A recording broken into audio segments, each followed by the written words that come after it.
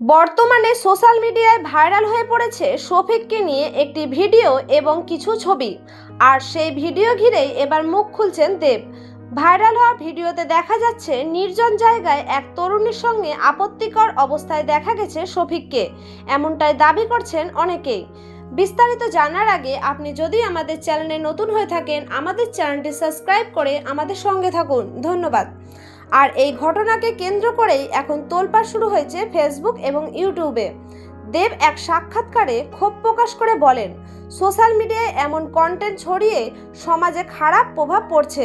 তিনি বলেন, যদি সত্যি এমন ঘটনা ঘটে থাকে তাহলে বিষয়টি তদন্ত করে প্রয়োজনীয় আইনি ব্যবস্থা নেওয়া উচিত। দেবের এই মন্তব্য সামনে আসার পর থেকে নেট দুনিয়ায় শুরু হয়েছে ব্যাপক আলোচনা। কেউ দেবের বক্তব্যকে সমর্থন করছেন, আবার কেউ বলছেন পুরো বিষয়টি আগে যাচাই করা দরকার, কারণ বর্তমানে ভাইরাল হওয়া অনেক ভিডিওই সম্পাদনা বা অভিনয়ের অংশ নিয়ে থাকে। তবুও এই ভিডিও ঘিরে মানুষের আগ্রহ যেন কমছেই না। বিভিন্ন পেজে ভিডিওটি নিয়ে চলছে নানা ধরনের আলোচনা এবং মন্তব্য। তবে এখনো পর্যন্ত শফিক এ বিষয়ে প্রকাশ্য কোনো বিস্তারিত বক্তব্য দেননি। আর তাই পুরো ঘটনাটির রহস্য আরও বেড়েই চলেছে।